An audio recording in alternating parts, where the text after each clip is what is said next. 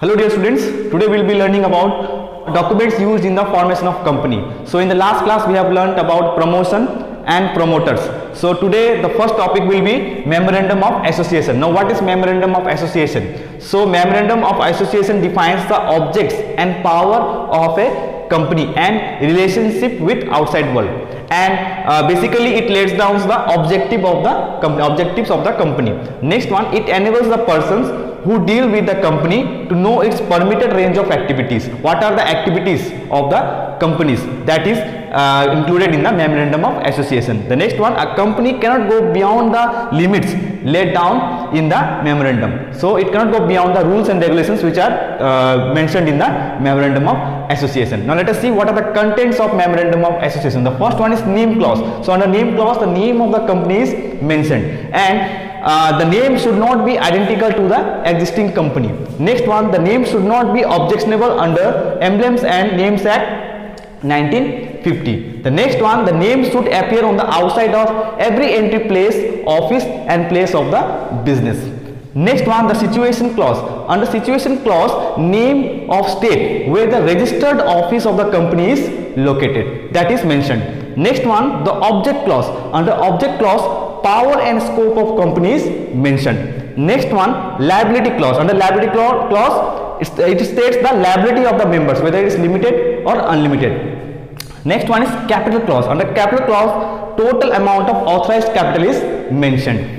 And the last one, subscription or association clause. Under this, full names, address of the members as well as the declaration of the members of the company with signature is mentioned. So this was the meaning of memorandum of association and contents of memorandum of association. Now we will see articles of association, which is also one of the important documents used in the formation of company. Articles of association contains rules and regulation of company relating to management of internal affairs. Next, it contains rights, power, duties and mode and manner in which the business of the company is carried on. Next, it must not contain anything which is against memorandum of association and Companies Act, and it must be in printed form, divided into paragraphs and duly signed by the members of the company. Next, contents of articles of association. Now articles of association contains rules and regulations relating to adoption of preliminary contracts.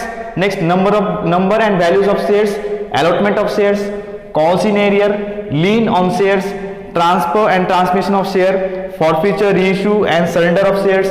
Then it comes alteration of share capital, share certificate and warrants, conversion of shares into stock, meetings and proceedings, voting rights, appointment and remuneration of board of directors, borrowing powers, dividends and reserves, and accounts and audit, procedure of winding up and seal of the company. So these are the contents of articles of association. Now let us see one more important documents of the formation of company, that is prospectus.